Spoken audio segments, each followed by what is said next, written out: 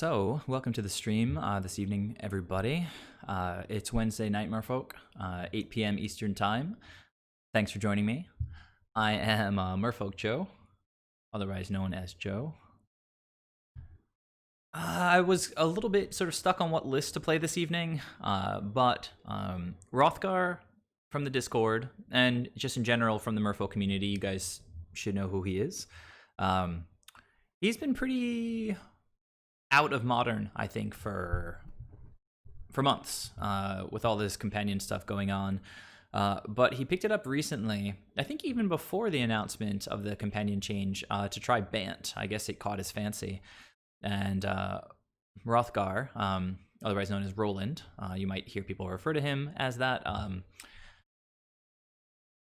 has just been playing Merfolk forever, and since I don't really have a preference for which list to play right now, I figured I would just give the list that he was running a try. I have tried, actually probably on stream, maybe last week I tried Bant, I can't remember. Mariner is really good in a metagame of mid-range and burn, where they're just trying to target your stuff all the time. So I've really enjoyed Mariner. But it's like, what are we trying to do right now? Are we playing Lurrus? And if we're playing Lurrus, we have to sort of cap our permanence at 2 CMC, which, for Merfolk shouldn't be a huge deal because most of our good creatures are 2 CMC anyway. Does make us a little bit weak to engineered explosives, but it's a pretty niche situation, not something to really concern ourselves with. And if engineered explosive blows up all of our 2-drops, then we can just get Lurrus and start playing them from the graveyard again, I guess. So again, what are we trying to do with Merfolk, right? Half the people or more, I guess, have been on Lurrus. Half the people have been off Lurrus. Some people are still trying to make mono blue work. The first list that I got back into with these regular weekly streams was just a blue-white list that Cactus Owie Smock, I think is how you would say his name, had come up with it, and I think he had 1 or 2 5-0s with blue-white Merfolk in the last month or so. Basically adding Mariner and very little else as far as white goes. I did change a few things from his list when I played it, like the mono base. So blue-white has been doing pretty well, but before that, obviously blue-green has been a kind of a viable archetype for Merfolk since the Ixalan block, right? When we got this stupid card, right? I mean, we're so desperate as a tribe that we get so excited when we have a conditional 1-drop 2/2 in like a non-primary color for the deck, right? So it's like, now I guess I'm excited about this card. I guess I'm excited to have to play another color in what should definitely be a mono blue deck. So this build here just kind of tries to smoosh together the best of all the different worlds, right? We've got the mono blue stuff with the lords and the island walk and that kind of thing. We've got the green with the extra 2-drop lord and the aggressive 1-drop. And with the white, we've got Unsettled Mariner trying to protect us. Also, the white does contribute, obviously, to being able to play Lurrus. You do need to play white or black. We've chosen to go white here. And yeah, that's about it. White also gives you access to Rest in Peace in the sideboard. Very powerful card. If the matchups line up. If they don't, then it doesn't really do very much. Collector Oof, really good against certain strategies. I haven't found myself needing him too much lately. It doesn't seem like there's tons and tons of artifacts in the format if you look past like Astrolabe, which is in many decks. I just haven't seen a lot of Urza stuff around lately and not a lot of like Thopter combo, so I guess Oof is pretty good against Tron. If you get it down early, stops them from cracking their expedition maps, activating Walking Ballista, that kind of stuff. Interesting sideboard. I think Roland feels the metagame is in a place where Merfolk should be playing 8 counterspells between the main deck and the sideboard. You can see he's chosen to go with Force in the main, 4 Deprives in the sideboard, takes up a big chunk of our sideboard, and then everything else is like kind of a little bit of this, a little bit of that. So between the 4 Deprived and the Lurrus, that leaves 10 slots, and it's evenly distributed among 5 different cards, right? So Veil of Summer, very flexible card, lets us win counter wars. Damping Sphere, again, good against Tron, good against random stuff like Storm. Dismember, just some creature removal. If we come up against like Devoted Druid, it's good in like the Jund matchup. If they're playing Lurrus, we can kill their Lurrus. If they're playing Bob, we can kill their Bob, that kind of thing. Last time I played Prowess, people suggested I should bring in Dismember, even though it costs us 4 life. Against Prowess, they're going to untap on turn 2 and hit you for a ton of damage, so probably better just to kill the Prowess creature straight away.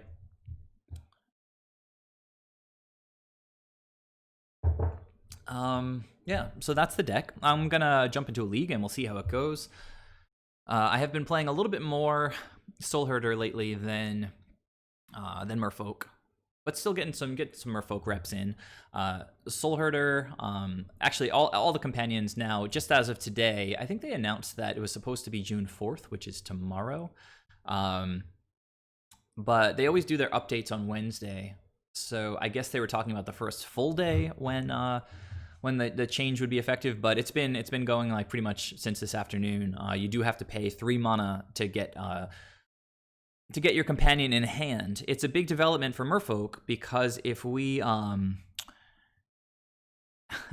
Ether Vial out, and it's at the point where we want to get Lurrus, we could potentially have exhausted Ether Vial on X equals 2, right? Like we just have casted our Merfolk, vialed in other Merfolk.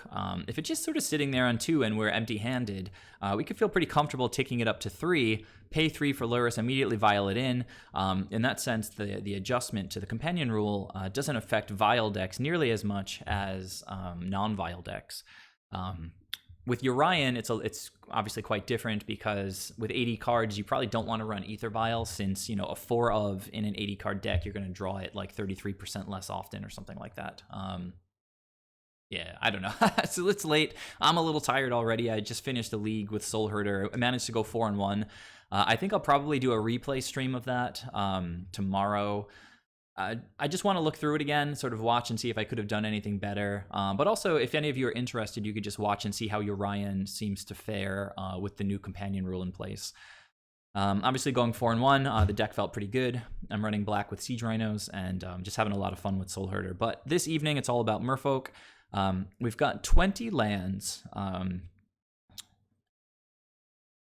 including 4 waterlogged groves and some fetches and shocks, so potentially rather painful depending on which lands we draw. From Rothgar's list, I think I trimmed a basic island and trimmed a breeding pool. We don't really need double green, right? Whereas we do need to be able to fetch double white to be able to cast Lurrus. So I have stuck with 2 Hallowed Fountains. I trimmed the breeding pool, trimmed an island in order to make room for 2 Cavern of Souls. There's a ton of Mystic Sanctuary decks running Cryptic Command, and just having access to uncounterable Merfolk seems like a good place to be right now. Also, obviously, it makes all 3 colors for Merfolk, so whether we need green, white, or blue, it's going to get us there. So, Fruit Kid, how are you doing this evening? Thank you for joining me. Not feeling the oof is about your only gripe, since it does require some colored mana. I think it maybe Damping Matrix might be okay due to the colorless mana. Other than this, it's great. Also, the thing about oof is, yes, it does require color mana if we cast it, but we do have Ether Vial a decent percentage of the time. So we'll be able to vial in oof in some spots. And so the situations where we either don't have a vial or don't have access to green mana should hopefully be few and far between. Veil of Summer is a different question. We do need to legitimately have green mana online to cast Veil. But Veil is typically something we want to cast like a little bit later in the game. It's not like we need green mana on turn 1, like we might need with Gomena's Speaker. In that case, Cavern of Souls gets the job done.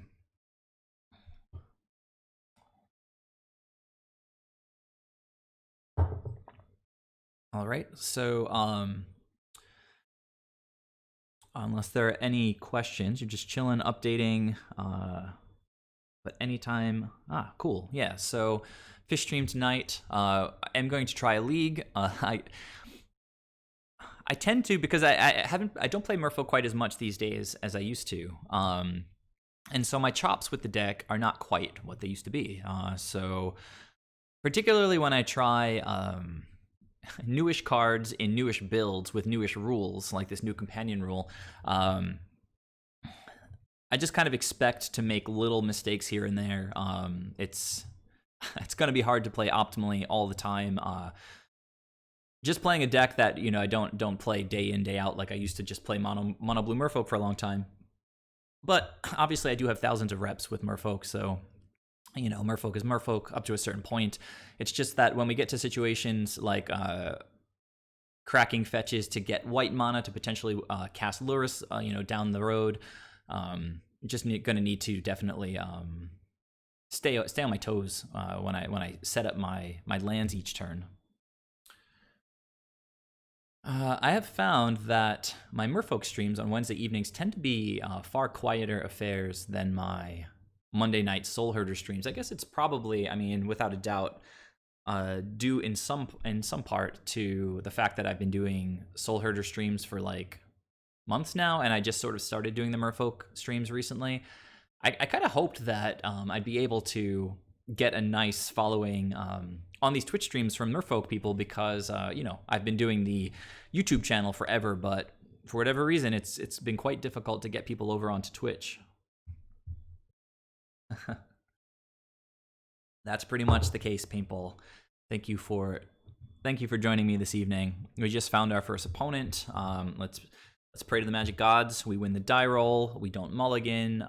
We hit our colors because this mana base is a total mess. Banned Merfolk. No dorks. Let's do this. Okay. Lost the die roll. Let's see how the opening hand looks.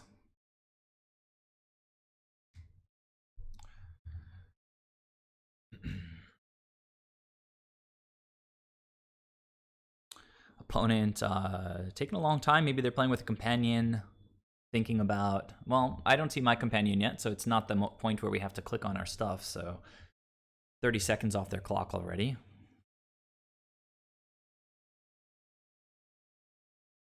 When you guys play, do you guys play on Magic Online? And, I guess it doesn't really matter if you play Magic Online or Cockatrice or whatever. When you play, do you play with a mouse, or do you play with like a touchpad, or do you play with some other interesting input device? Well, this is a Merfolk keep. A little sketchy, but I'm going to do it. Particularly on the draw, these one land Vile hands are pretty okay. Well, we're not getting hit with a hasty creature, but it does make this Trickster pretty good. The island is going to make Kumena Speaker a 2/2, so hopefully we might be able to trade with the Soulscar Mage. Opponent is not playing with a companion.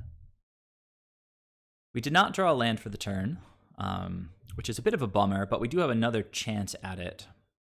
And regardless of whether I draw land next turn or not, I will be able to Vile in Kumena Speaker and hopefully get this Soulscar Mage. So we'll have to see how it goes. Fruit Kid, that's definitely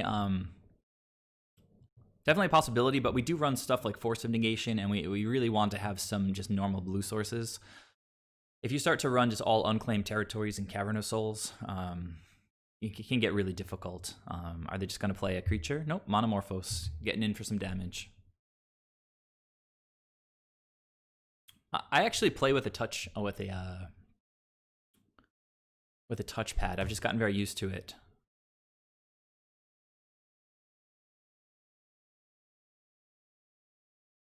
So we're gonna try to get this Kiln Fiend. Hopefully I draw a blue source and I can just Trickster it, and that'll be that. But it's looking like, unless I draw land, and I am running, I forgot to mention during the deck tech a moment ago, I'm running 20 lands because that's what Hrothgar has been on, but when I've run Lurrus builds with the curve topping out at 2, I have found myself getting pretty flooded. But his mana base has the full 4 waterlogged groves, so hopefully if we do flood, it'll be mitigated by those canopy lands a little bit.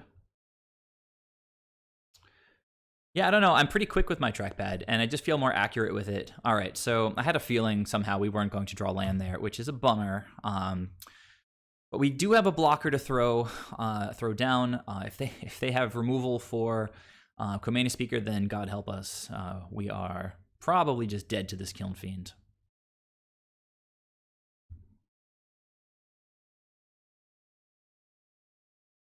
Yeah, I mean, with my trackpad, you might expect that I play like slow or something like that because I have to do a lot more moving around with the trackpad, but it's really not the case at all. I mean, Prowess is a fast deck. I'm already 2 minutes ahead on the clock. It's kind of a slow Prowess player, I guess. So yeah, we're going to try to waylay the Kiln Fiend. Take our beats from Soulscar Mage, but the opponent did find a land off of that light up the stage, as well as another gut shot. It's pretty nasty. Pretty nasty indeed. I haven't seen gut shot. It's old tech, but I thought basically that Prowess had better options at this point because, you know, you just never see it. This might be, I guess, a more all-in kind of version. But yeah, I really just haven't seen gut shot in a long time in this deck. Kind of nice that the gut shot can't kill. God, another Swift Spear. They just have the nuts here, huh? So gut shot cannot kill Kumena's Speaker, but any number of other red removal spells can. So they're getting in here for 11. Pretty nice attack. So do they have the bolt to just polish it off? I'm gonna. Oh, they do. What? Wow. Just like when you have it all, you have it all. So that's going to kick it up to lethal, pretty much. And the opponent casts a gut shot. Yikes. Yikes. Look at this hand. It's just impressive, you know? Like, that's all that is, basically. They just did 21 damage on turn 3. Jesus. Well, if they didn't have a bolt and they just had gut shot, I could have killed Kiln Fiend. I would have gotten hit for a bunch of damage, but I don't think I would have been dead if they just had like 2 more lands in hand. But that was pretty nutty. Pretty nutty indeed. So, you know, they do run like Lava Dart, but I don't think... I don't even know if they have... They're not running Lure, so they're probably running Bedlam Reveler. So it's possible that we might want to bring in Rest in Peace. Damping Sphere is solid. Not much else, I don't think. Deprive could be good on the play. Yeah, that was really impressive. It's just like 4 mana's worth of creatures on the battlefield by turn 3, swinging for 21 points of damage. Through a blocker. So Spreading Sea is not super amazing here. So we can trim 2 of those. I think that our creatures are all, you know, clutch. Mariner is really gas in this matchup just because taxes everything that goes at our creatures or at our face, particularly in combination with Damping Sphere, can do a pretty nice job. I think the last time I streamed with Damping Sphere in the sideboard for Merfolk, there was a game against Prowess where I got down Mariner and Damping Sphere, and it won me the game. Oh, I did tell people that I was going to play Dismember against Prowess, and I guess we'll see how that goes. Possible I just cut all of my Spreading Seas here. Possible I just leave one of them in. I think Force is good enough because if they go for like light up the stage, countering that is like card neutral, pretty much. Actually, it's probably slightly card advantage, right? Like I'm spending 2 cards. They're spending 1 card to get 2 cards. I'm getting rid of their 1 card and taking away their 2 cards. It's so complicated. It's pretty good though to force a light up the stage. Yeah, just thinking about what the last card is to trim. I'm taking out... I think I'll probably leave the Rest in Peace in the sideboard. If we get wrecked by a Bedlam Reveler, then, you know, lesson learned, I guess. All these decks are adjusting now that there's the new Companion rule in effect. Like, some of these decks are going to be back on. I guess I'll just trim the last... I need at least a couple of Spreading Seas, I think. You know, trim 1 Mistbinder and 1 Silvergill, whatever. Let's go. I feel like I don't have Master of Waves, so I probably at some point might need to punch through damage, and it's silly though because they're never going to block, right? So I should have probably stuck with my Spreading Seas all out, but it's just sort of like the margins of the deck, the last couple of... All right, so this is awkward because, you know, we're a 3-color deck. We've only got 2 of our colors. I don't know, Fruit Kid. Coming from Nikachu, I mean, there's a lot of Merfolk players, and a lot of them play Dismember. But I didn't hear it from Nikachu. It's possible the person that I heard it from Nikachu. So we've got 3 green spells that we can't cast. But then we've got Damping Sphere. I guess in theory on turn 2, try to slow them down. This is so awkward. We don't have Vial. I feel like even though this is kind of close, like really close to like a nut hand, like if this was blue-green instead of blue-white, snap keep, right?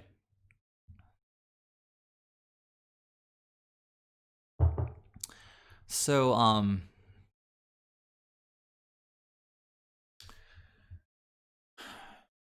I can't play anything on turn 1 here. I think I'm going to mulligan this. No green mana, 3 green spells. Yikes. Well, this is just worse.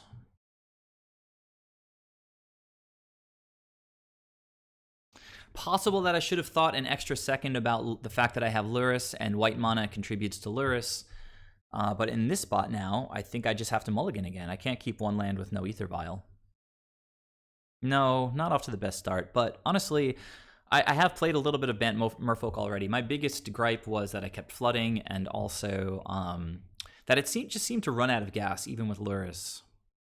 Like, the format is prepared for Lurrus, and if we're not just like drawing a whole bunch of cards, like just seize, gill, then we play our creatures, they get killed, they kill Lurrus, and we're left empty-handed with no way to rebuild. Opponent is like making a margarita or something.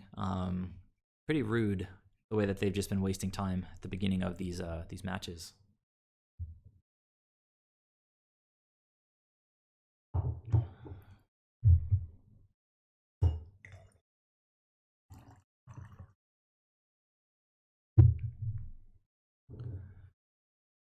I mean, I was thinking about it before anybody said anything. The idea of bringing in Dismember, it's removal. And the way that Prowess wins, basically, is by dealing huge chunks of damage with creatures. So Dismember is removal, and it seems like most of the time, killing one of their creatures is, even if you spend 4 life, at worst, it's a wash. At best, you're actually saving a ton of life. So I see the logic, and if we have 2 Dismembers in the deck, we should probably bring them in.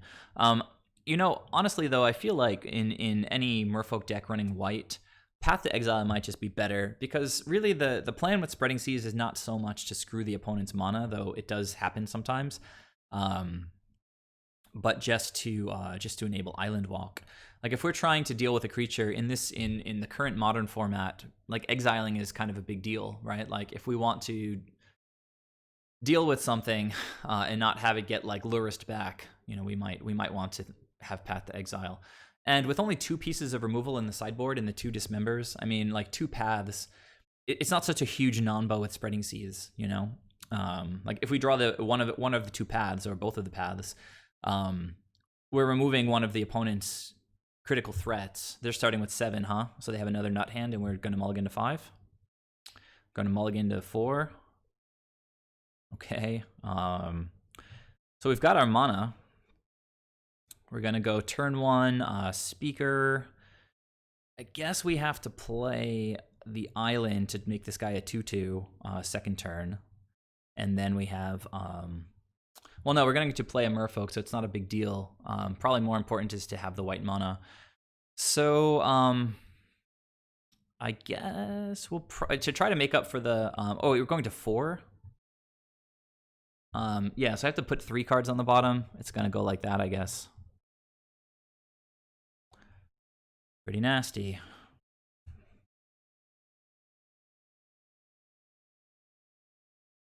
Just getting ready to get completely annihilated.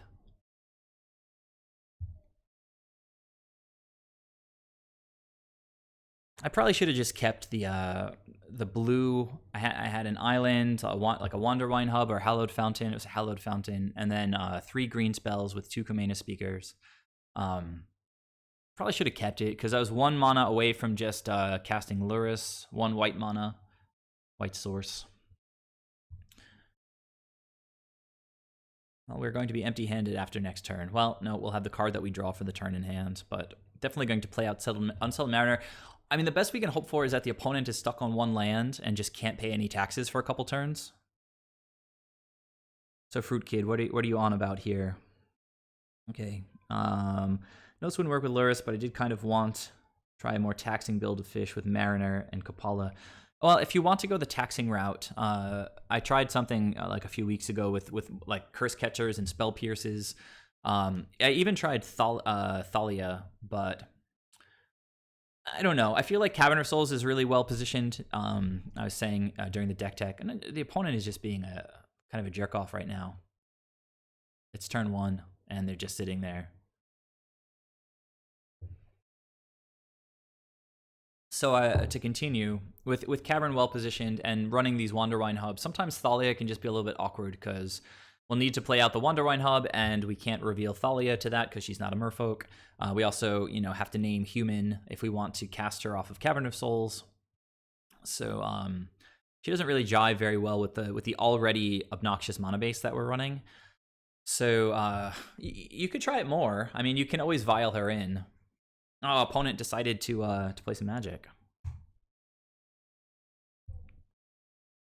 You gonna gut shot me, opponent? You gonna gut shot my Kumenis speaker?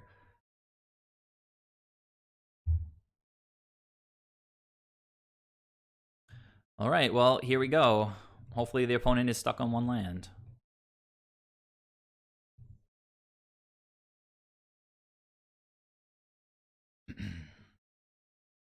But they kept 7, so odds are that they have more than one land.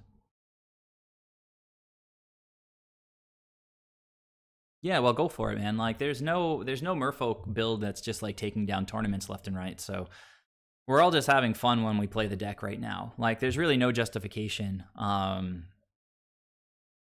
don't even know if I should attack here, right? I think just pass, right? Leave up blockers. Like, I mean, we just need to build up a board. Oh, man. We did it, guys. We did it. They can cast and get this to a 2/3. So I still can't block, but they can only hit me for 1 damage. Oh, no, they can hit me for 2 damage if they cast something and don't pay the tax.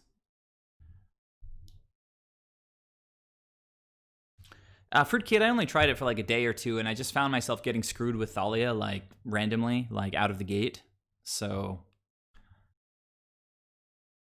I took Thalia out. I think Spell Pierce is excellent if you want to run Spell Pierce. It's a good card. Curse Catcher, a little bit awkward. People are like, well, but what about Curse Catcher with Luris? Like, it's such a sick combo. But the Curse Catcher's effect is so kind of weak relative to what the format is bringing, that like even just like buying it back and using it again is not that great. Plus, you can't like sack Curse Catcher. The opponent did have a land, just like toying with me. Yeah, well, I guess we're gonna play another dude. And we're gonna play Ether Vial. And that's all we can do. I guess I can attack with one of the Kumenis speakers. Whatever. I'm not the beatdown. I'm just gonna chill out and I'll try to absorb the bonkers garbage that Prowess throws at me. Objective number 1 right now is just kill Kiln Fiend.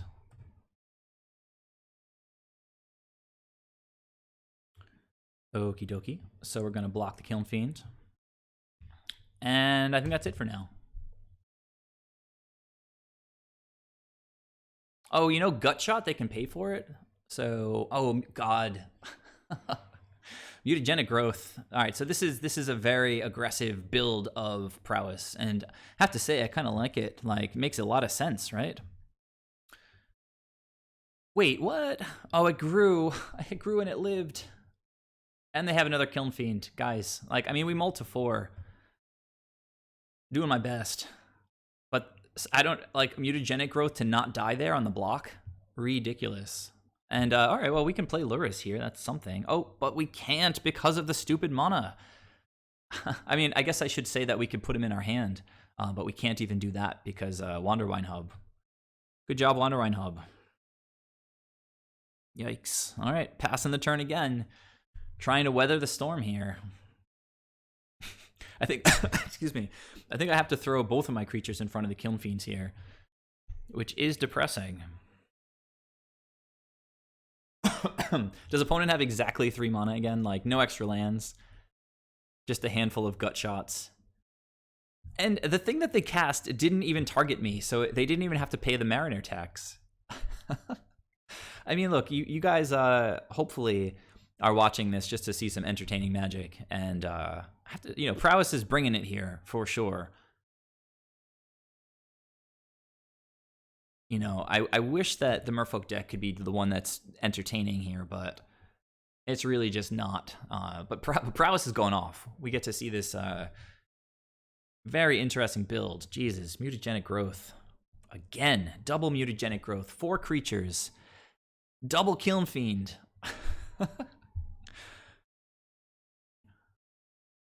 Triple Kiln Fiend. Hope you guys are like, I don't know, appreciating what we're seeing here out of Prowess. It's impressive. This is like a world dominating hands out of Prowess. I guess like a Trickster is sort of okay. We can Trickster one of these stupid Kiln Fiends, try to block the other one. We're going to get Lurrus into our hand with our 3 mana. And tick Vial up to 3. And opponent, what are you doing?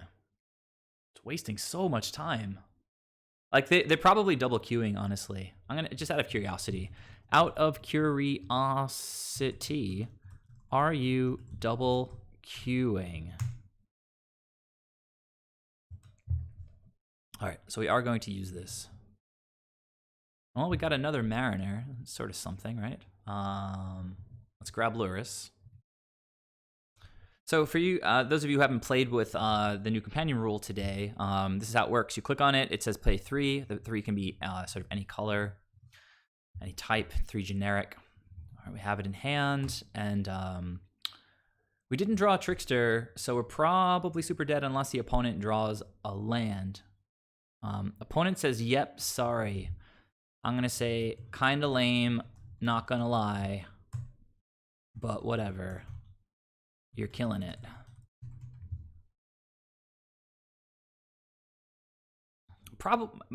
Maybe I should have vialed in Mariner, but the opponent's top deck, and they're going to have enough mana to pay the tax anyway. Doesn't really matter.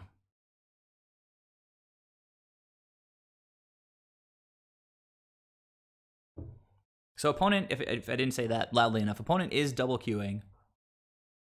And hey, why not? Monomorphos with 4 creatures on the board. Sick. And then Monomorphos, they're not going to draw land. They're going to draw some other nutty spell. Maybe another Monomorphos. Let's see. Light up the stage. Let's go. Light up the stage. Oh. Wait. Okay, all right. Am I dead anyway? No, I'm not dead yet. Fight to the end.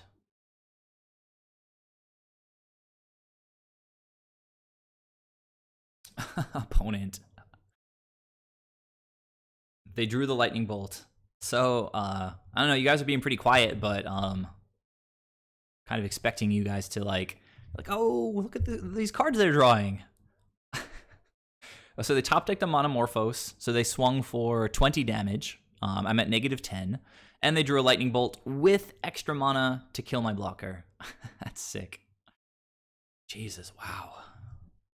That just felt like ultra vintage. Like the power level of what we just witnessed was off the charts. So anyhow, I'm gonna be back in just a second, guys.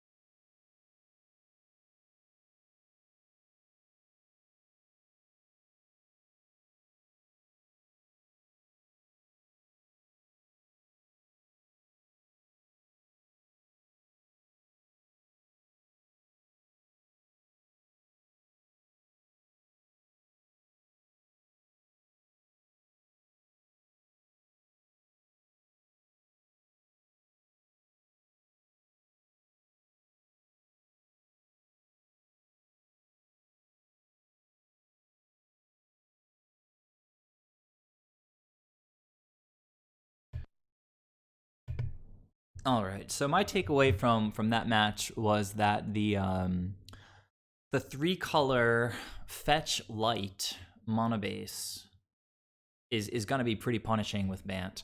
Not because of like paying life for shocks and stuff like that, and Waterlogged Grove, though that is a concern. But just like our opening hands, right? Like I had 7 cards. My opening 7 in game 2 was like Island, Hallowed Fountain, Kumena Speaker, Merfolk Mistbinder, Silvergill Lord, right? I think that was it, something like that. No, Damping Sphere, not Lord. And I could like only cast the Damping Sphere and the Silvergill. It's possible I'm going to rip land there, and maybe I should have kept the hand. Also, if I drew one more, if as we learn how this deck functions, I'm pretty sure that hand like is like a must keep hand, because we've got 2 lands, we've got spells that we can cast, including Silvergill, which draws an extra card. So in hindsight, even though there were 3 spells in my hand that I couldn't cast, that's still 4 cards that we can work with off the bat, which is what we ended up mulliganing to.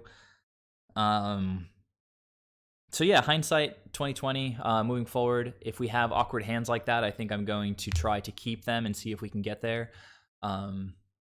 I think it was just kind of unlucky mulliganing, right? Because we mulliganed a 2-lander into a 1-lander into a 0-lander, which took us down to 4. And we were never going to get there with 4 cards. All right, so just I don't know if you guys just saw that, but this guy has 7 trophies in the current league, so pretty talented player. As our first opponent,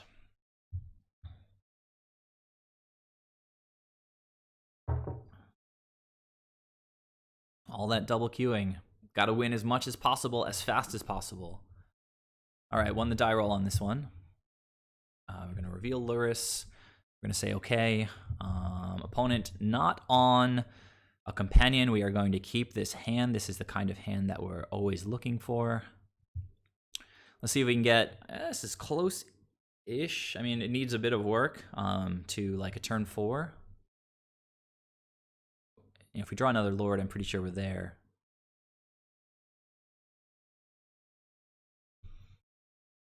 So, don't really know what we're playing against yet. We're definitely going to want to get, well, definitely. I don't know about definitely.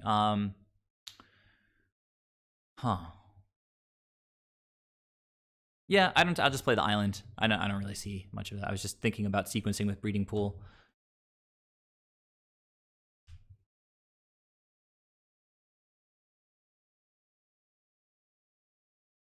Huh. We're getting Thought Seized? No, we're getting Ether Vialed. All right, well, let's see who the better Ether Vial deck is.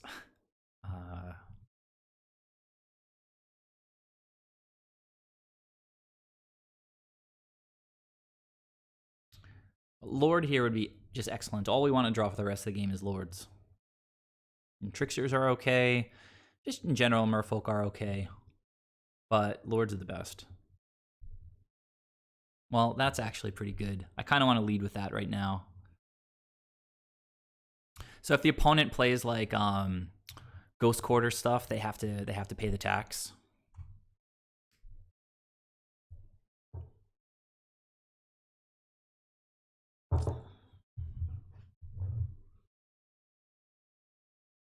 Does opponent have a second land? They do have a second land, and they cannot, well, they can Ghost Quarter me, but they have to pay the tax. That seems like a poor way to use their second turn.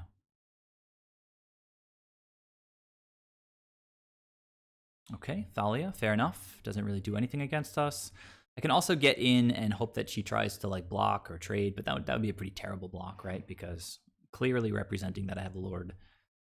But it doesn't really matter that we're clearly representing it, because that's our plan. We're trying to attack with the Lords.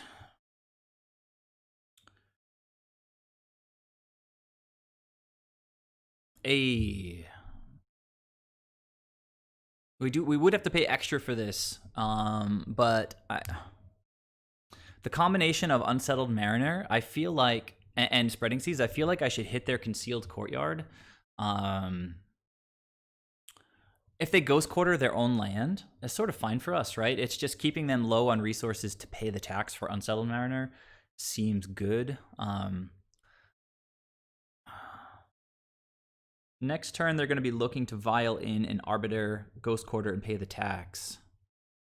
And that would take us off one of our lands, which is really not a big deal at all. But if they Ghost Quarter the Breeding Pool, we're not going to be able to use that green mana, so there's an argument to be made for getting down the Kumena Speaker here. It doesn't use our mana very effectively, though. Remember that Thalia is going to tax the Spreading Seas. I think we can just go to a tax, though, right? I spent all that time, like, thinking about tax here. Do it, opponent. Block me. Block me, opponent. Yes! Loser's bracket nonsense. You do not block there. Sorry. Terrible play, opponent. I could also just hit the Ghost Quarter, right? Like,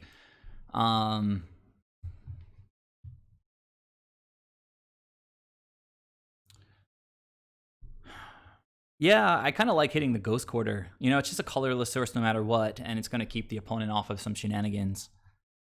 But then hitting their colored mana is also kind of nice. I don't know. I'm gonna play the Breeding Pool. I'm gonna say yes, and I'm going to target their Concealed Courtyard.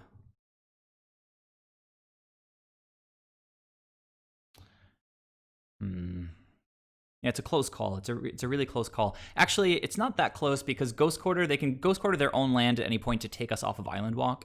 So I'm gonna go after the Ghost Quarter. It does prevent the. Oh, hey, Thalia's gone. Oh, I messed it up, guys. Thalia blocked. I forgot to reconsider. Like, I could have just played Spreading Seas and then played Kumena's Speaker. That was terrible. Ugh.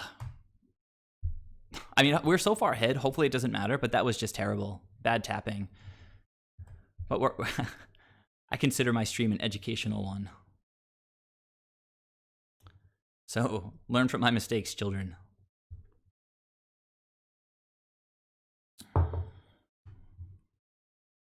We did draw another Spreading Seas, though, so we might just be running away with this here.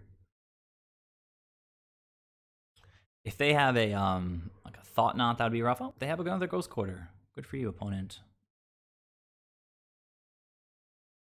So my guess, my call here is Arbiter, Ghost Quarter, pay the tax, but the opponent's thinking about which land they want to take us off of. But if they go with that line, then we're just clear to play another Spreading Seas next turn and sort of continue taxing their stuff. Ugh. Punt. Leon and Arbiter not vialed in. So now they can't pay the tax. So let's see if the opponent tries to go for Ghost Quarter. That would be the first screenshot of the night. If it was Nikachu's, he would that would be his dunked on moment or something.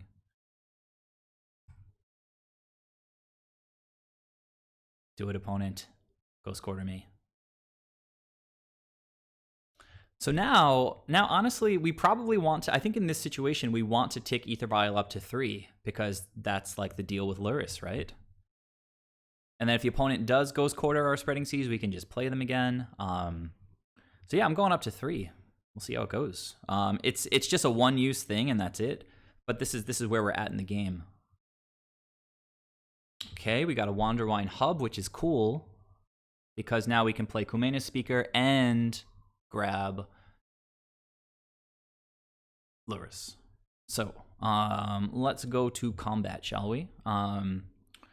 Opponent can choose to double block if they want to. So for the time being, I think I might just get in with Kumena's Speaker. I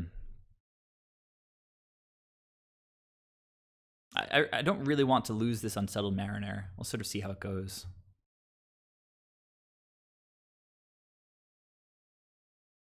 Oh. There's some kind of double block coming. And then a Ghost Quarter. And the... Oh, no. Oh, well, okay. That's what they did. They left up Ghost Quarter to pay the tax for Tide Hollow, which is actually a good play, opponent. But they can't really block here, right? Because I'll just... this is sort of fine, you know? It's like, you take what you want to take. I'm good with either one.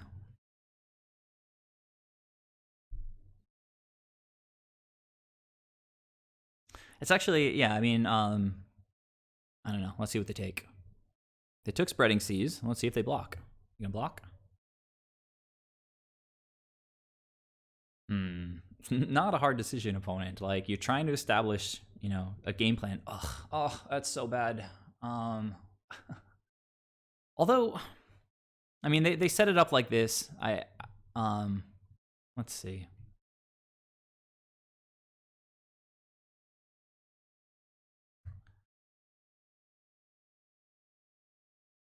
We can just get back. We can just play whichever one dies. But not this turn, right? Oh, wait. We could play it now with Luris. That's pretty sick.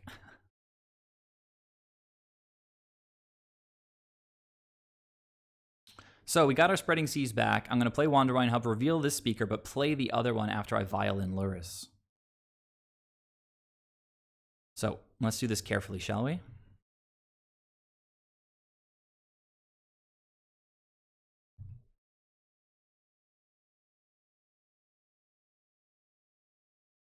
Combos.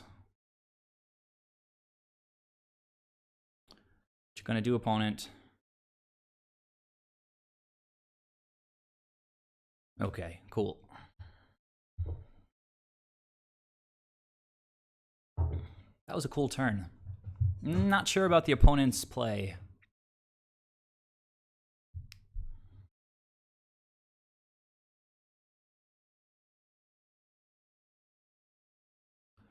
So we're more of the taxes deck here. Like, Unsettled Mariner just like doing a great job right now.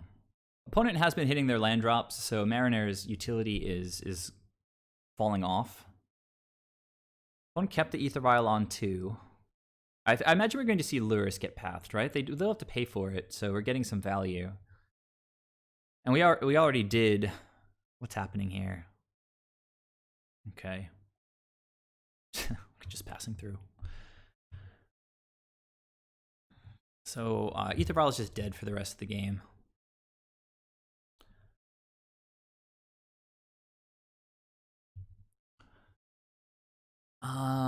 So I think we just go for like a Spreading Seas here, and if they Ghost Quarter in response, we can just play the Spreading Seas again. It seems pretty good.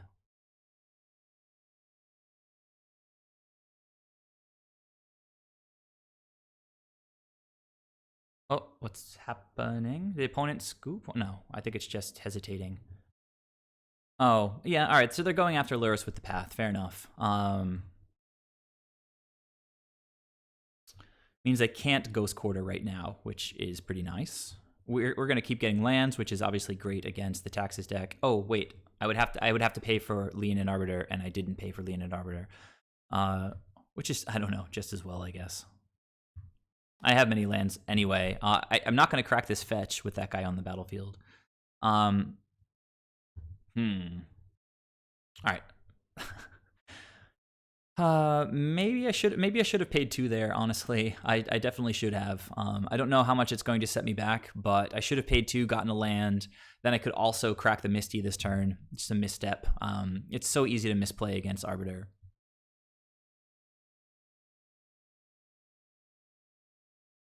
Well, this is why we're running the the Waterlog Rose, right? Roland, welcome to the stream. This might be a little bit of a weak attack, but I'm really... The opponent's stuck on 3 mana. Mariner's doing a good job taxing. I don't want them to Violin like another stupid Arbiter, double block the Unsettled Mariner. Holy Flood is right. Just going to be better for us to play this second Kumena speaker here. See, that's like... I don't know. I guess they're going to scry here. Just didn't want to lose... The Mariner's too important to like trade with a Charming Prince. I'll let you guys know what the opponent does with their scry. They went top bottom. And are we going to see a double block here? If we do, I am going to block the yeah. Arbiter down. Okay, well, you know. I already played my land for the turn. Again, sort of slightly poor sequencing. Probably should have waited to play my land. Until after I drew a card from Spreading Seas. These are the kinds of percentage point plays that separate the good Merfolk players from the mediocre Merfolk players. Like, if you're not with me, I played my Misty Rainforest and then cast Spreading Seas. I should have played Spreading Seas first because then I drew a Waterlogged Grove, which I could have cycled right away. It's really not a big deal anyway because I'm just going to cycle this right away on my turn. But there are definitely turns, like if you're running mono blue and you're looking to draw Mutavaults, like in the mid game or later on, you definitely want to play your Silvergills and your Spreading Seas before you play your lands. So Thought Knot here or something would be lame because I only have a land. So can't do it anyway. Haha. So now we just need an Island Walk Lord to shut this down.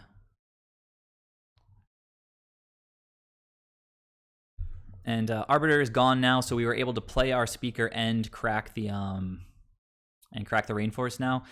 Roland, I'm not sure if you arrived here in time to actually see Lurrus in action this game. It was pretty good. It was able to get back a Comena speaker, and it ate a Path to Exile. All right, let's go.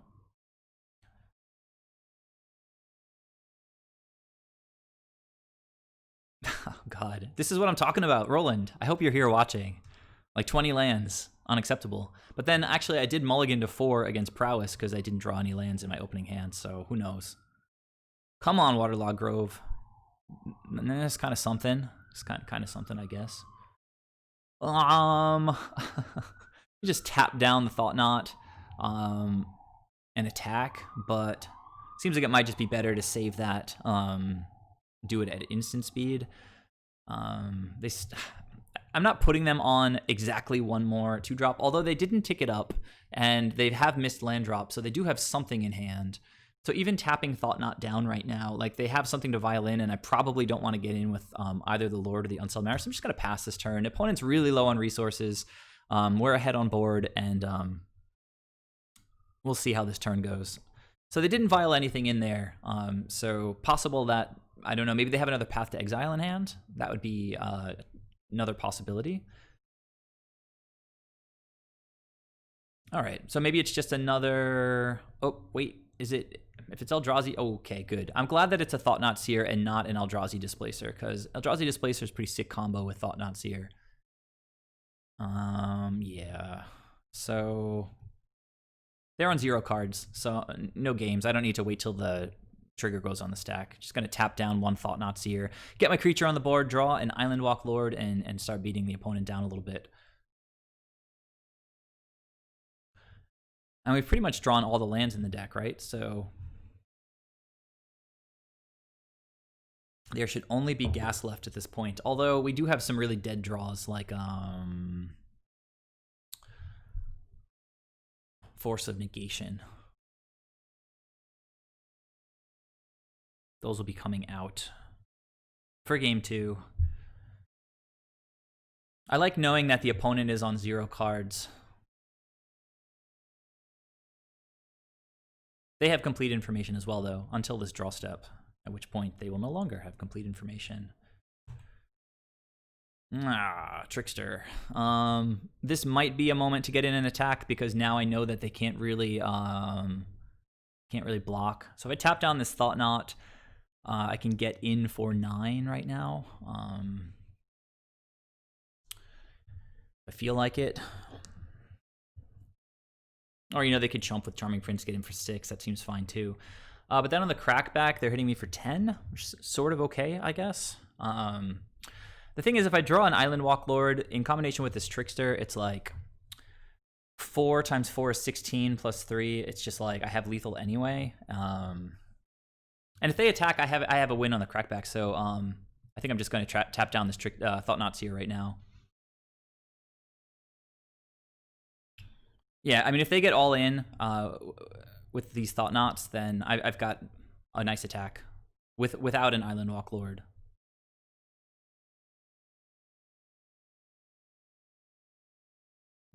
All right. So imagine they're going to chump here. I mean, we're leaning pretty hard, but it's equally valid to not. Oh, I see we agree. Yeah. Glad you guys agree with the play. Took me a minute to get there. Opponent ticked Ether Isle up to 4. They were a little bit backed up on mana for a little bit, but now they are they seem to be flooding a little bit in the late game. They just conceded. I guess they must have drawn a land or something. Seems like a weird spot to concede in. I don't have Island Walk. They've got 2 4/4 blockers. Let's see what we were going to draw. Silvergill into a Lord. That's pretty decent. Okay, what are we doing?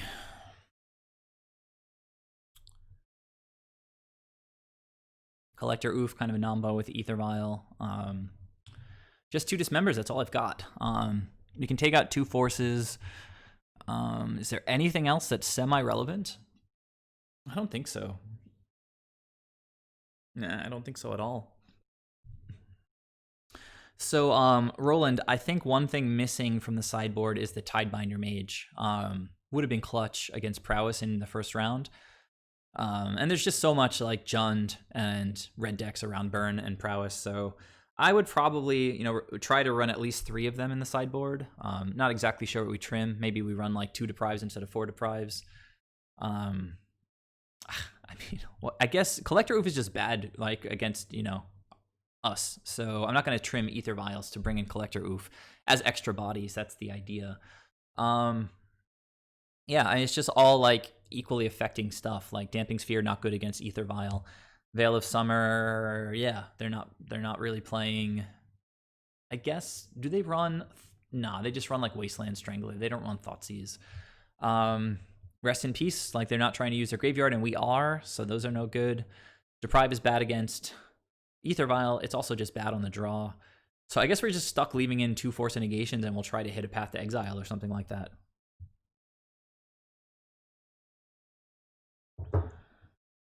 All right. I could see it. Let's see how it plays out. I just like having more bodies, so I'll bring in these 2 oofs. And if you're right. It's like I do like these kinds of plays. I do this against humans, so why wouldn't I do it against Death and Taxes? All right, let's see how it goes. 4 forces out, 2 Dismembers, 2 Collector Oofs. We did have a very nice opening hand that game.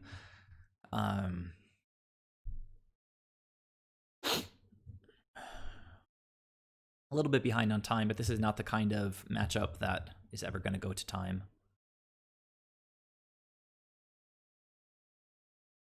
Yeah, I definitely didn't see push. This is a Path to Exile deck. It's another good opening hand. A little bit painful, but it does what it needs to do. It doesn't have white mana. Oh, you know what? We don't need white mana for Lurrus anymore. I kind of forgot about that. So yeah, this is pretty good. Opponent starting with 7. We are going to keep. And yeah, hopefully we just don't die to our own, painful lands and Dismember. Okay, we both got the Ether Vial. So Collector Oof, pretty awkward unless the opponent's stuck on 1 land. All right, Lurrus, you go away for a little while. Just gonna play the Breeding Pool here. We're gonna use it a lot over the game. And we can always draw like basic islands. The opponent can Tide Hollow me next turn, but the hand is pretty well balanced. I imagine if you're Tide Hollowing, you're going to take the Dismember because then it's just kind of a waste, but it does draw removal in that sense. If you've got like a better creature, like a Thought-Knot Seer in the pipe.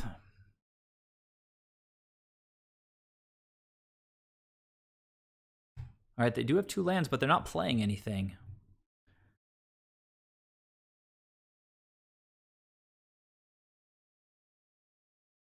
Oh my god. All right. Wait, I don't. Okay, there we go. I am going to play that, but I wasn't quite ready to play it. So here, I think it's pretty clear that we want to play we can't play the Mariner. So this dude is just kind of like hanging out in the wings for the time being. We can vial him in next turn, which means that the second best choice is going to be Silvergill Adept.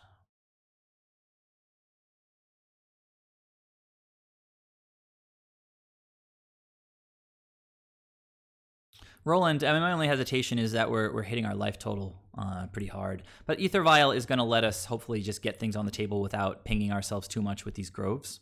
Hey, deck. I love it. Cooperating.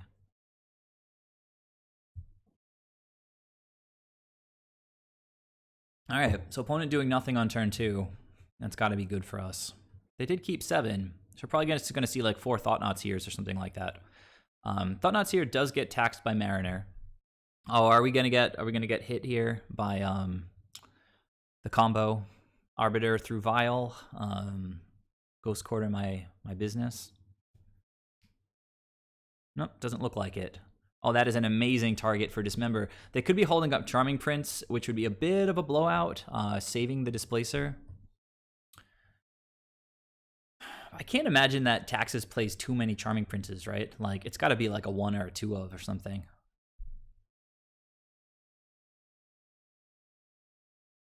What are you guys talking about? Fingers crossed for M21. I did reveal the Lord when I played the Silvergill, so opponent knows that I've got... Okay, stay focused. Take this Ether Vial up. Oh, Collector Oof. That's a weird one. That's a weird one. So in this spot, what should we do? I feel like going to combat and like making them violin whatever tricks they have seems pretty good, and then sort of like second main phase. Actually, no, I want to vial in the Mariner, right? So none of their 2-drops would target my stuff. Let's play this Waterlogged Grove.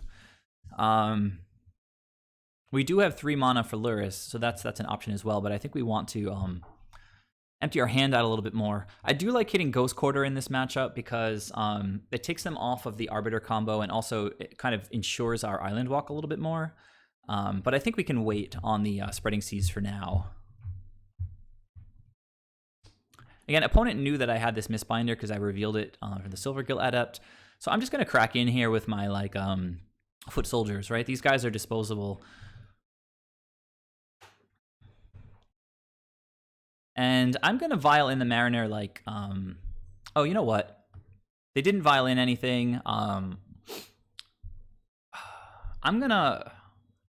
They have to activate Ether Vial on their end step, right? So I'm going to wait for it, and then I'm going to dismember the Eldrazi. So let's put a pause on their upkeep just in case. Oh, they didn't do it. So that means I have to dismember right now, right?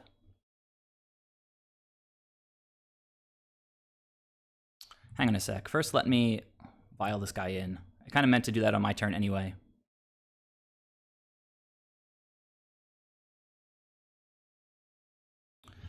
I could also just get Oof down now, but I want to vial in Luris probably next turn, so let's get the Mariner down. No tricks. And if they're slow rolling this Charming Prince, kudos. Kudos for not getting it down on the... What's happening? Are they just going to go for it right away? Oh, they do have Fatal Push. And they are going to get hit with the tax.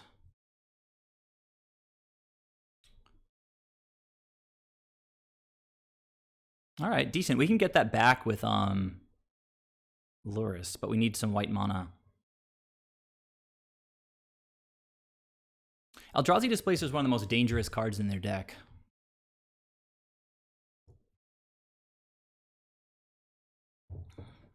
What's happening here?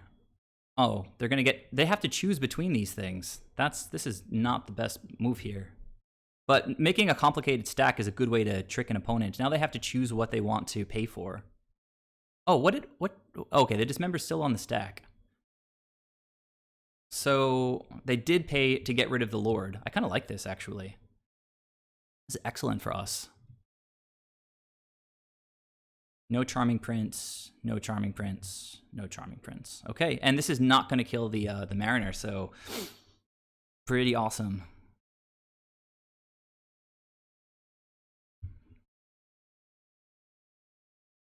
And they keep it on 2 even though they didn't vial anything in yet. Pretty weird. They've got 2 cards in hand. Maybe it's just all lands. I am going to tick up the Ether Vial here. You guys can disagree with me if you want, but I think getting Luris down outweighs... Yeah, look at that. Now we can recast Mariner if it gets killed. So let's just go ahead right... I guess we're going to do it sooner or later anyway. Doesn't really matter. I am going to get in with everybody. I don't have a Merfolk to reveal for Wanderwine Hub, which is a bit of a bummer. They were not representing a 2-drop, so it feels pretty safe to me. All right, so I cannot... All right, let's just start with getting Lurrus in hand. Okay, Wanderwine Hub, we can't show anything, which is unfortunate. But now, I mean, combat is great for us because if anything dies, we can just recast it with Lurrus. Opponent just spent 2 pieces of their removal.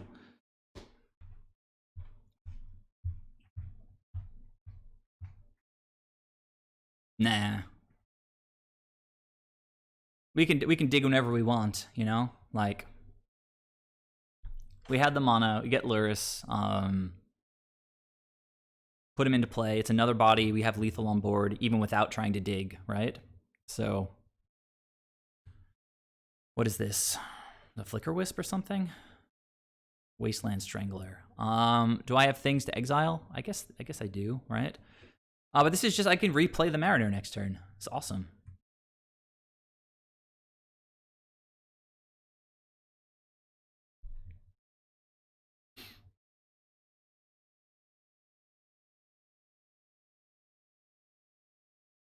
Opponent main phasing their removal. Interesting. I mean, totally possible they have a 3rd removal spell for Lurrus, but I guess, you know, we're going to see. We are going to see.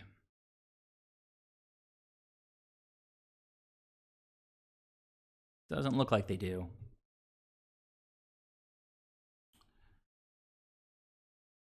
But they could just be holding me up in my upkeep, removing it, like, with Path.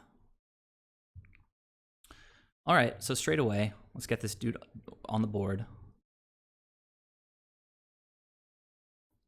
And we have lethal. If I just tap down this creature and swing, force them to path something. Seems like the play.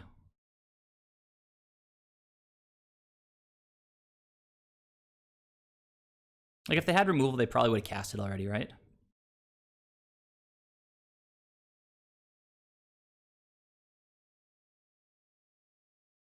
Okay, opponent scoops. So what were we drawing? All right, so Lurrus pretty bomby in that matchup, I have to say.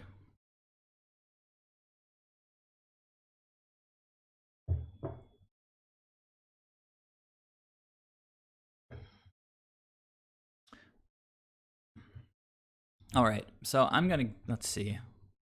That opponent does not have any trophies. Let's go ahead to the next round. Our first opponent on Prowess had 7 trophies, and he was double queuing and just absolutely destroyed us. A +1/+1 Tribal Lord for a creature type that's never had one. So, what card are we talking about here? Oh, you guys are like making stuff up?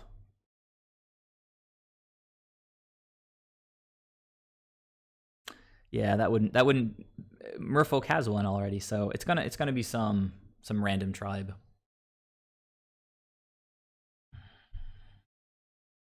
Yeah, I mean, now that Vial can work with Lurrus, it seems like it might have staying power in Merfolk, which is kind of a bummer. Like, I want to get some mono blue bombs and just totally just move back into mono blue. Like, I'd be happy to do that, even with Lurrus as a possibility, because I really hate playing Merfolk with a sketchy mono base. Okay, this works. This works. So I hope it's Neo form that we're playing against right now, because then we just win.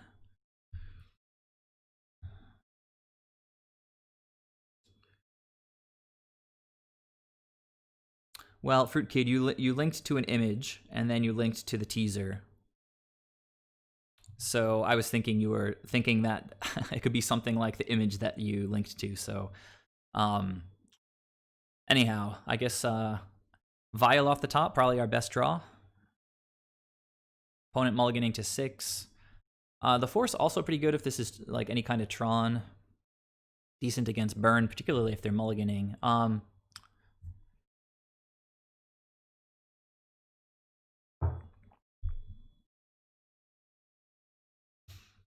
Okay, they kept their 6. Or Eldrazi Temple. Okay, it is Tron. They mulliganed. What do you guys? I'll take a vote. What do you guys think about forcing an expedition map on a mulligan to 6? Do I just wait for them to play stuff like Baby Ugin and Karn the Great Creator, or do I just hit this now? I would probably pitch the Mistbinder, I think. All right, I like it. That's my inclination. Although, I mean, do they really target our stuff that much? I mean, Baby Karn can try to like blow up my lands. I feel like we want to go aggro against this matchup. Thought Not Seer does Thought Not Seer. I'm gonna force it, and we'll see if Roland is correct. I'm gonna pitch the Mistbinder because Mariner taxes Thought Not, and that's like the deal breaker, I think, the difference maker. And we drew another Lord anyway, so good stuff.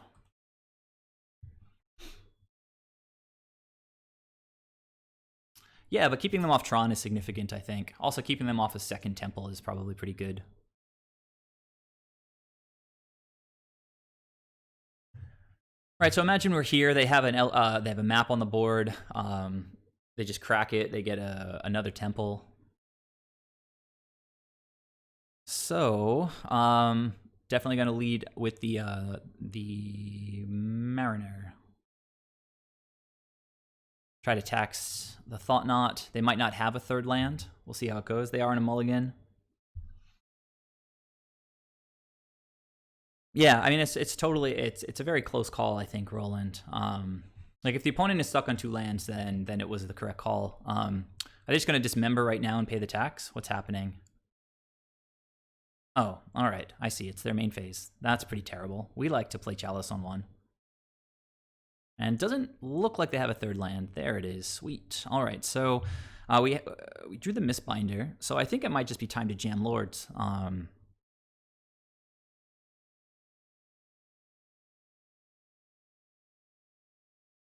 Although I could, yeah, I'm just going to play this tapped and then play this Lord, right?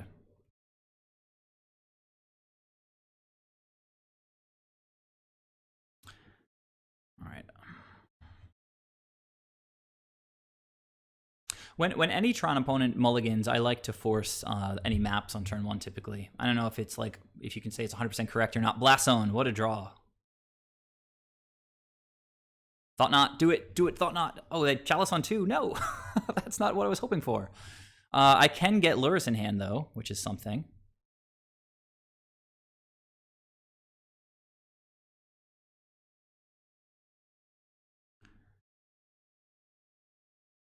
This is going to be rough because I think they can tick Blast Zone up, deal with my 2 drops, and then we're just stuck with Lurrus for the rest of the game. Wow, double Chalice, get wrecked on the mulligan to 6. They're hitting their land drops now. Are we going to see some like Reality Smashers? Oh, just passing the turn. They're going to tick the Blast Zone up. And yeah, this is really, really terrible for us, guys. We can't play any spells. I think they just pretty much hardlocked us.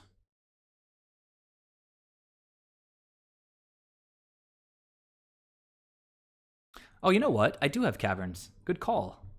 Good call. Hella good call. I was gonna like I was like just about ready to throw in the towel. I mean, obviously I wouldn't have scooped, but that's something that we can dig for now. Not with Silver Gills though. All right, opponent. Tick that Blast Zone up to 3. Do it.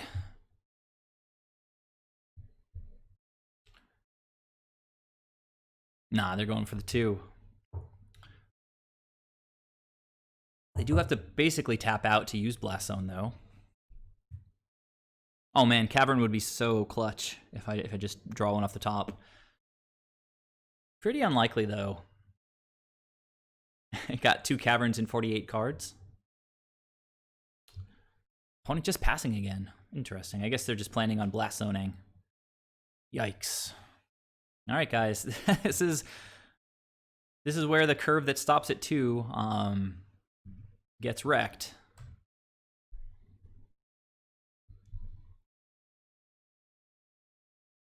Ugh. If they play any creature, it's just pretty much game over until I draw Cavern of Souls.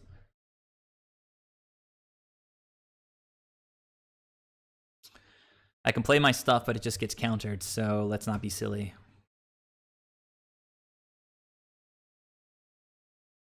Blah. Again. Oh, thought not. Take one of my 2 drops.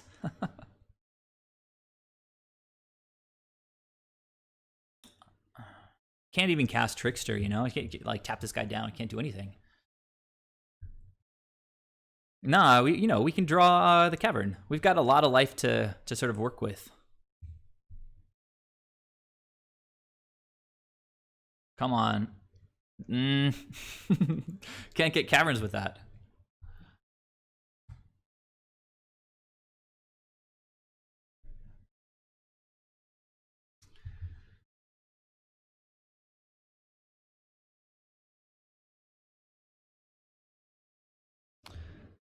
Smasher. Attack with both creatures.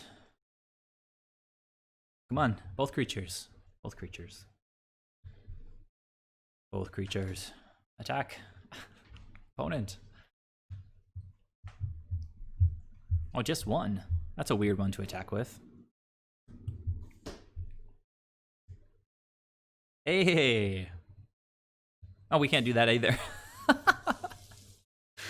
Hey. I guess I should probably crack the Misty just to thin the deck by 1 card.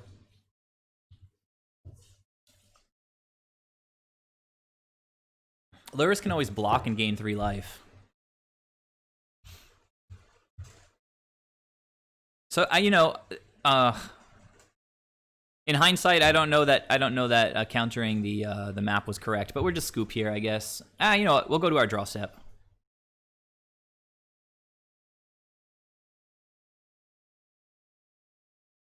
We're not playing it out. I'll just wait to see my draw step, though. If it's Cavern, it doesn't really even do that much. Oh, we can see what they get. They got the liquid metal coating. Attack with both creatures' opponent. Why are they attacking with the Thought Knot? I don't understand. You guys can explain to me. Why would they attack with the Thought Knot instead of the Reality Smasher?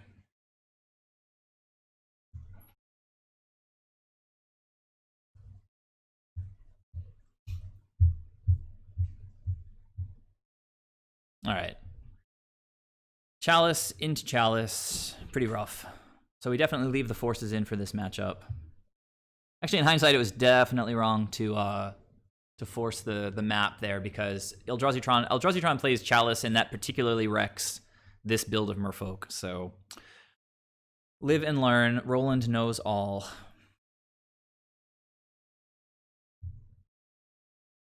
I think Collector Oof is good in the matchup. Some people bring it in for like Big Tron, but not for Eldrazi Tron.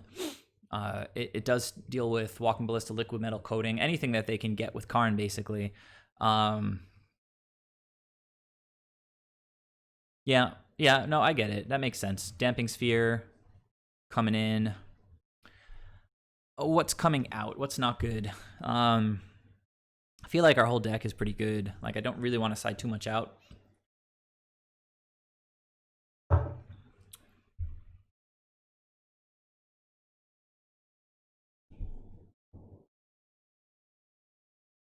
Guess there's a case to be made. Nah, I don't think so. Is Collector Oof important enough? I think it is. And if we're bringing in Collector Oof, there's a case to trim on Ether Vials, even if it's just by like 1 Ether Vial. That leaves 3 cards to trim. I do have Dismember. Wow. You don't like Collector Oof? I can see cutting Mariners. They don't target us with too much stuff, though they are certainly going to bring in spot removal.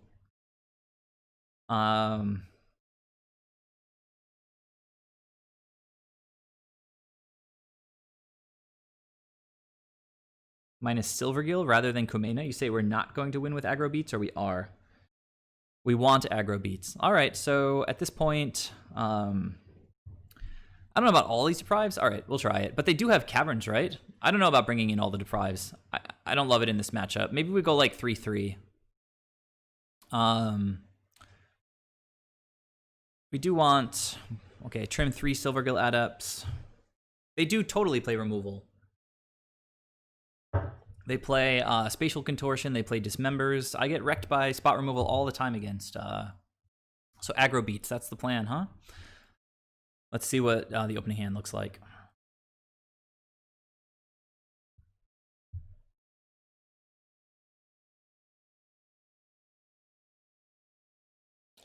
Well, we got the Cavern. This looks like a pretty nice anti-Tron hand.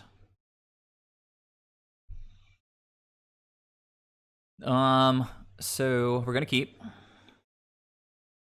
We're gonna lead on, I guess. Getting blue-green. We didn't bring in any white spells that we need white mana for, right? So play this, get blue-green. Can play Collector Oof if they play a map. Opponent kept 7.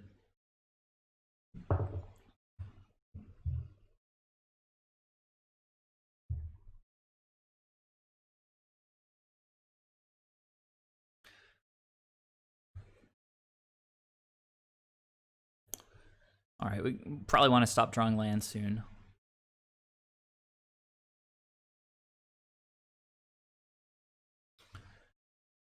I feel like we probably just want to lead on Damping Sphere, don't we? So this just makes 1 mana. It's definitely going to slow them down. What do you guys think about that? I'm totally open to feedback from the chat. I'm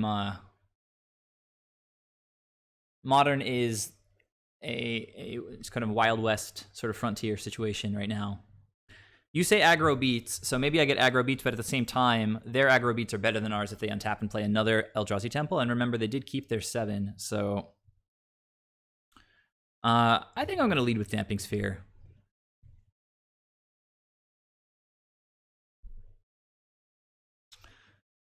I mean, Lord, it's hard to say Lord is the play, because if they go for like Chalice, if they go Chalice 1, we probably... Actually, no, we have Cavern, so Chalice doesn't really matter this game. All right, cool. I don't imagine we're going to want to rip this Force on their turn. Let's see what land they've got. Okay, no plays, so I think that sort of validates the line that we chose. We play this tapped, play a Lord, pass the turn. Although at this point, maybe just playing Collector Oof is good. No, I think Lord is probably better than Oof at this point.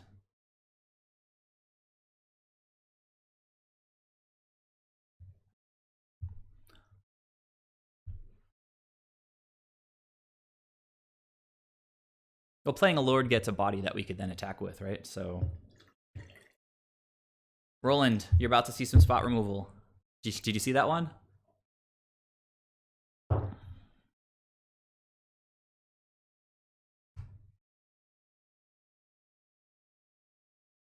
All right, that's something. That's pretty cool. So now I guess we again just sort of play a Lord out,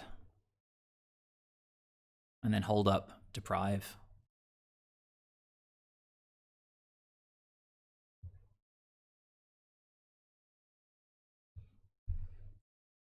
At a certain point, we can start lurising. Hopefully, since they already spent a Dismember, they don't have any more removal, and we could potentially get some value out of Luris.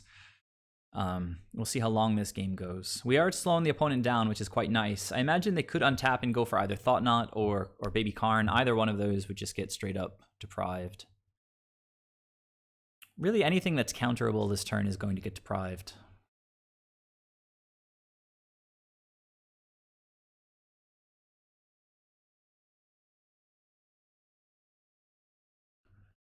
All right, opponent in the tank. Currently 1-1 in the league. Probably not going to block this Matter Reshaper. Opponent should attack. Incorrect to not attack.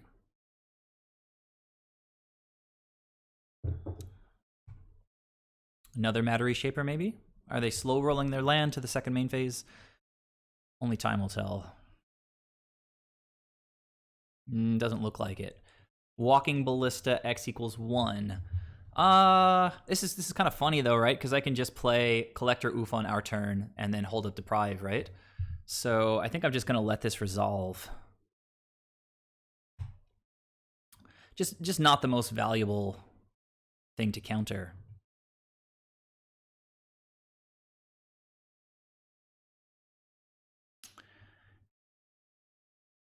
Possible I should have attacked first.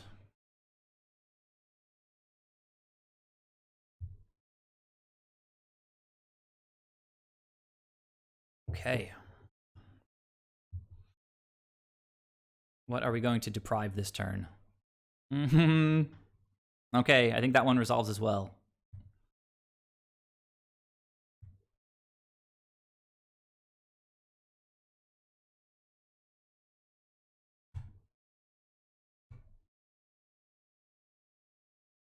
Ah, man. We need to start drawing some bodies.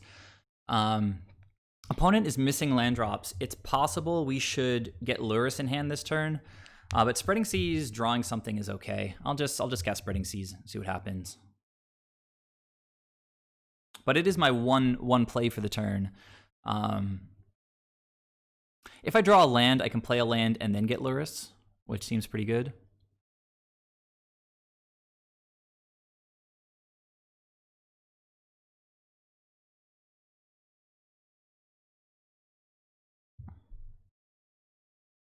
Because Lurrus is not a play. Lurrus is a special action.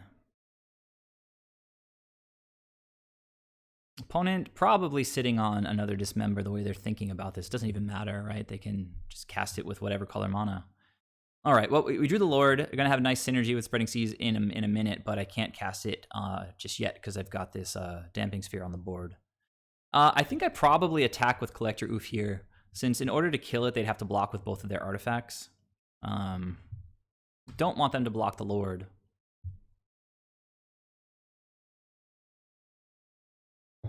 They just take it? I don't know. Maybe they can just like dismember the Collector Oof. Just Thought-Knot Seer getting deprived. It's Chalice to the Void on 2 getting deprived. Get out of here. Get out of my face, opponent.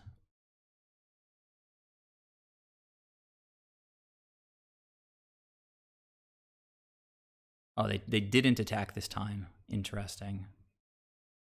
Well, the Lords just keep on coming here. It'd be really nice if I could cast both of them, but it's also really nice that the opponent is also kind of choked. All right, so we're going to crack in just for 3 here. We do have Force if they go for like Baby Karn. It's an awesome Force target. Next turn, we're getting in for Blast Zone. Such a stupid card. Blast Zone. Sky Sovereign. All right, well, opponent just lost.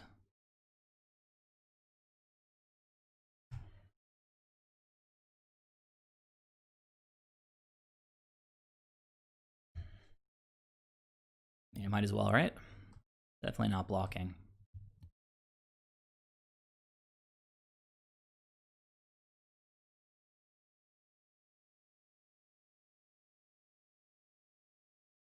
Possible we should just play out a second Collector Oof here, just to have backup. But opponent can't take Blast Zone up and activate it.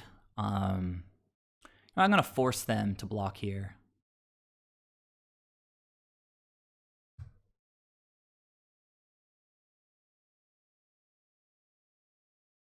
Sure.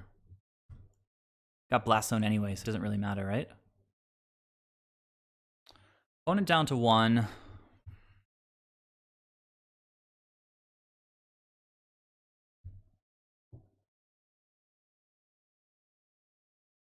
They need like all this dust, but that's not castable at the moment.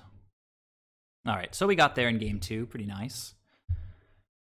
I think I honestly haven't played Deprive against Eldrazi Tron in a while. I think I like it quite a lot. I think I'll just bring in another one and trim Force. Even on the draw, I think it's just quite good being able to counter their big Eldrazi. They do have spot removal, so Unsettled Mariner, and they also have Ballista, so Mariner potentially better than Silvergill. Potentially also better than some other cards in the deck. Collector Oof was amazing that game. You know what? Maybe I'll trim 1 Mistbinder to have a second Mariner. I'll still leave 3 of them in. And I'm going to run to the bathroom real quick. Be right back.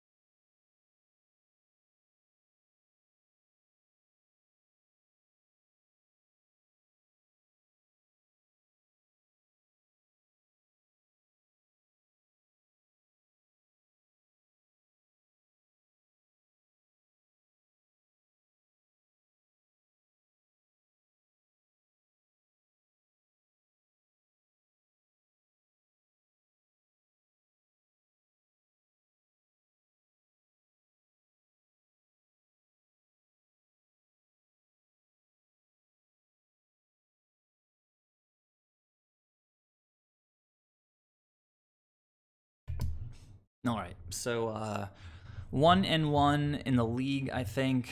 1-1 in this match. Let's rock and roll. We were on the play that game with really nice cards, so let's see how this one goes. Being able to deprive the wow.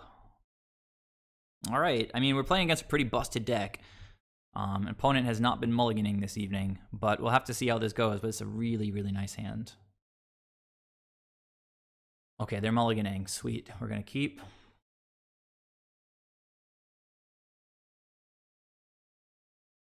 All right, opponent kept their 6. Probably didn't want to draw another land. At least it was a land that can replace itself. I'm definitely going to turn to Damping Sphere. Look at this. Opponent going for Tron. Not going to happen, my friend.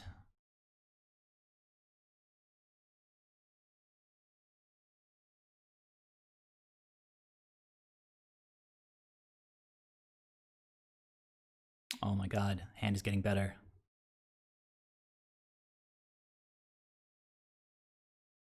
Hand is getting better. They can't cast Karn next turn. And then I have Deprive up, Matter Reshape or whatever.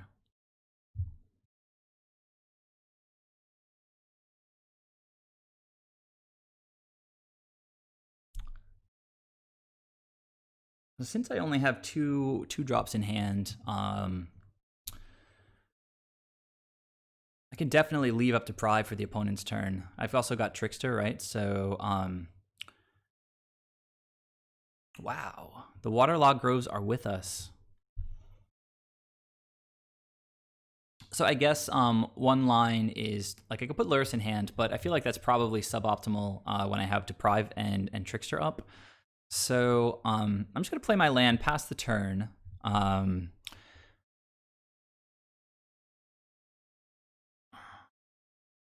Past the turn.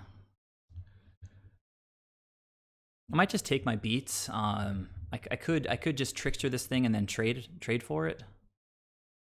I feel like that's actually not a terrible trade, but we don't have much of an army at this point. So I feel like keeping our creatures on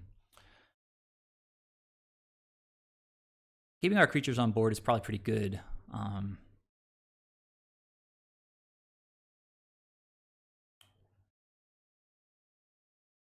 I'm not going to run the Trickster out, even though it slows the clock down. I'm curious what you guys would think about that. Since I didn't do anything, I feel like I probably just want to cycle this Waterlogged Grove right now.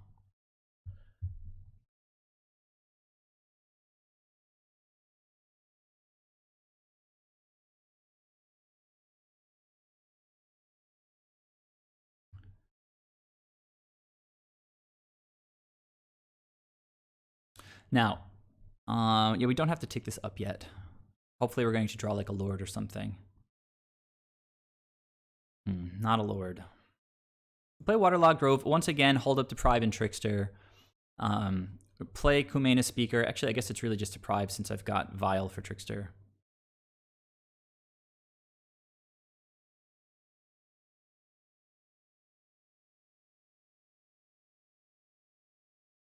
All right. Could play the second Vial, but Deprive is just so much more valuable, obviously. All right, opponent with 0 plays on turn 4. Just 0 plays. No plays. And now they have 5 mana with no cavern, so they're dismembering this thing? I feel like this is fine to Deprive. Oh, they're going after this guy. That is wild. You got it, opponent. You got it. So I think I'm just going to trade with this guy now. Or you know what? We're winning the race, so I'll just take it if they attack. And I am going to Vial in Trickster now. Why would... That's so loose. Dismembering the Kumena speaker.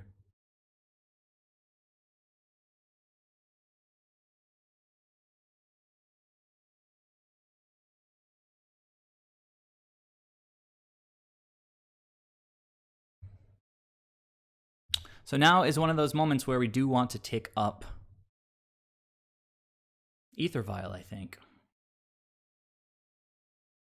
And get Lurrus so we can start recasting things. Like, I'm going to have to put shields down. Another Damping Sphere. Does that... double taxes, right? Double tax.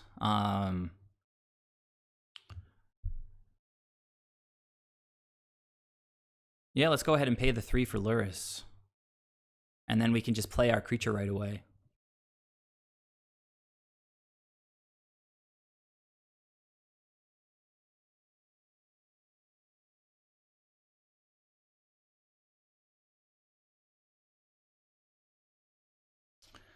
Shields down on Deprive.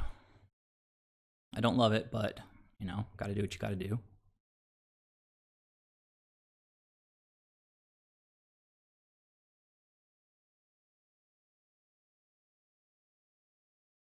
That effectively negated the opponent's dismember from last turn. And honestly, I'm sort of fine just blocking with Lurrus. I mean...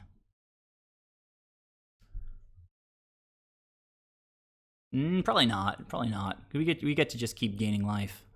Warping Whale on what? Oh, it's going to make a Scion. Oh, are they going to all as dust us? And just the second I put my shields down? That would be ridiculous. We're going to get all as dusted, guys. We're getting it. Oh, all right. That's totally fine. I don't care about that thing. Although it's a little bit nutty.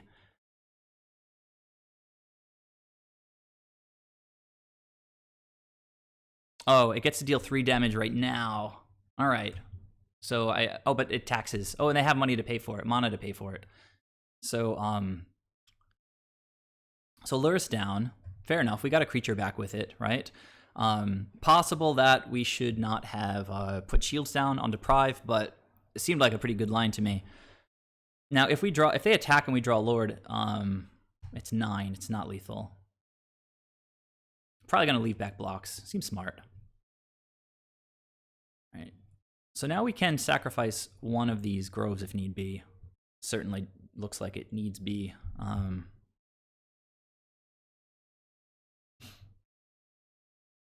That was a good one. But I don't really know. Like, opponent gets to get in and just start killing things, right? Speaker is the more free block. Speaker. Yeah. Yeah, it is. You're right. You're right, for sure. So something is going to get hit by this Sky Sovereign. It actually does. It's kind of a big deal. It's going to deal 6 damage. And 3 to our face, so I think we're just dead. We can't even force the opponent... Actually, you know what? Maybe we can if the opponent... Let's see. This is when it attacks, right? Well, they can eat one of our attackers. Doesn't seem that great with this thing, right? They can just eat it. It's when it attacks and enters the battlefield. Yeah, I think just putting the shields down lost us the game, so pretty rough. Honestly, they needed to have Warping Whale, I think, into that in order to even make it work. And we're just going to get 6'd and then 3'd, right? So I think we're toast. Let's see if the opponent sees the line or not. But I'm pretty sure they do, since they were way ahead of it with Warping Whale. They will have to target me when Sky Sovereign puts the 3 damage on the stack. So maybe they'll try to like tap out for like another big creature or something. Maybe like a Walking Ballista would be pretty stupid. They tap out for Walking Ballista. We're not totally dead yet. But that would just be ridiculous. Doesn't it? Oh, it's planes. You're right. Thank you. It's planeswalker or creature. Exactly. Planeswalker creature. So,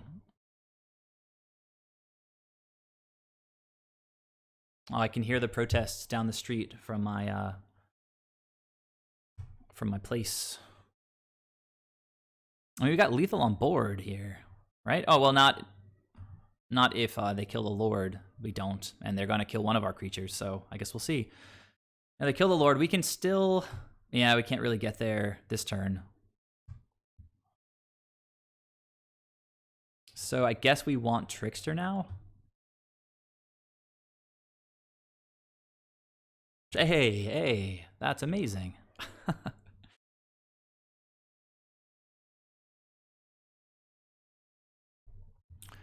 Unfortunately, we don't have Trickster plus Deprive because of Damping Sphere.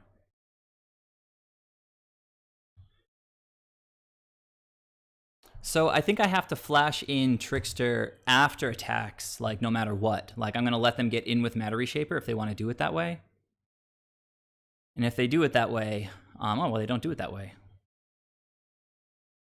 No, stop. Okay. All right, guys, fingers crossed. What a top deck. What a top deck. Love it. All right, opponent, what do you got for me? What do you got? Oh, wait. I don't want to just end the turn. I can cycle the Waterlogged Grove before our next turn.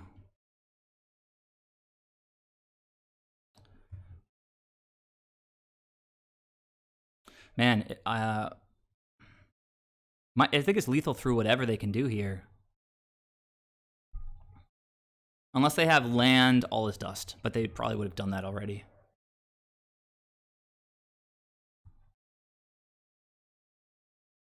Did you guys see that Trickster top deck? I don't see any chats. I don't see any emojis. What are you guys doing? You're watching like somebody else stream. So opponents got exactly... they have to pay extra mana so they can get something for 1?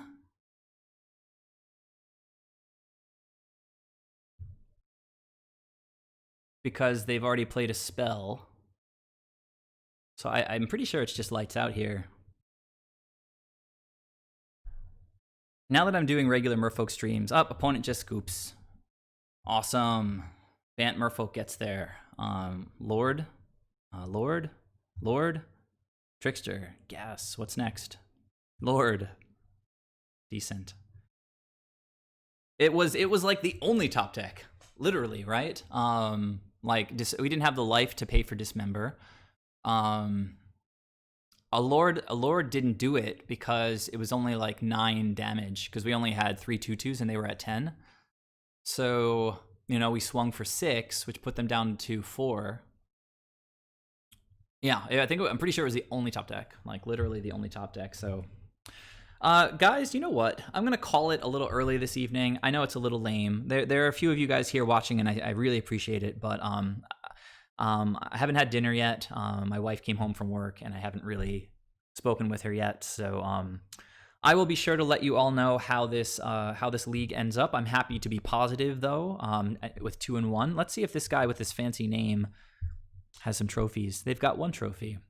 I did mention earlier. I'm probably gonna do a quick stream tomorrow afternoon, like maybe right around noon Eastern time.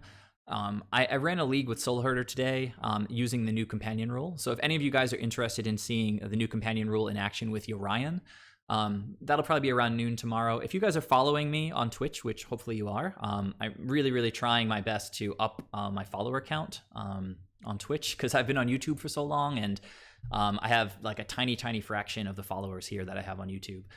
But anyhow, if you want to see some Soul Herder, I'll probably be back with some of that tomorrow afternoon. For those of you who are here, perhaps if you have any closing thoughts on the deck and how it has played out this evening. So far we have beaten Eldrazi Tron, and what was this second one? We lost to Prowess, and then we beat somebody else. Oh, it was Taxes, right? Like Eldrazi and Taxes. So Eldrazi out in force today. So yeah, we beat Eldrazi and Taxes 2-0, and then we went 2-1 against Eldrazi Tron. So thank you guys for your sideboarding suggestions. Against Eldrazi Tron with this build, I think that, bringing in all the deprives is definitely solid. Even if they do run Cavern of Souls, they have to draw it in order to play around the deprive. And deprive, even then, still hits All This Dust. It still hits Karn, still hits Dismember. So I do like the deprives. I don't think it's a matchup where we want to pack 8 counter spells, though. So I'd probably trim down at least 2, if not 3 Force of Negations to make room for other sideboard spells.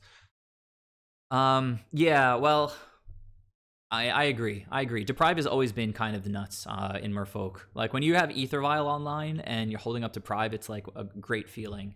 I just hope that, like, the second time around in Modern Horizons 2, that they just finally just print Counterspell into Modern. Like, literally everybody thought it was going to be printed, and then LSV and Matt Nass did did some, like, damage control where they made, like, this video lying about how Counterspell would break the format.